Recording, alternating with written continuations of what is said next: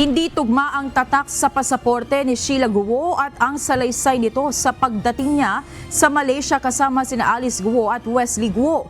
Ito ang nakikita ni Senator Risa Ontiveros sa pagpapatuloy ng pagdinig ng Senado kaugnay sa pagtakas ng magkakapatid sa bansa. Batay sa pahayag ni Sheila Guo, mula sa Sabah, Malaysia ay dumating sila sa Kuala Lumpur noong July 18. Ngunit sa pasaporte ni Sheila Guo, may tatak ito na Sabah noong July 19.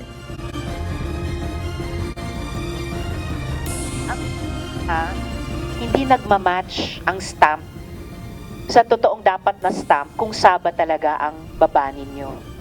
According to these stamps, July 18 or basa ng iba July 19 kayo pumasok sa Malaysia, pero via Kuala Lumpur. Kasi yung ganyang klaseng stamp daw ay itatatak lang sa passport kung galing ng KL. At July 19 ka lang pumasok sa Sabah. Ayon sa stamp na yan. Sa makatuwid, nauna ka dapat sa Kuala Lumpur kaysa sa Sabah. Pero ang kwento mo noon hanggang ngayon, mula Pilipinas, galing sa Sabah.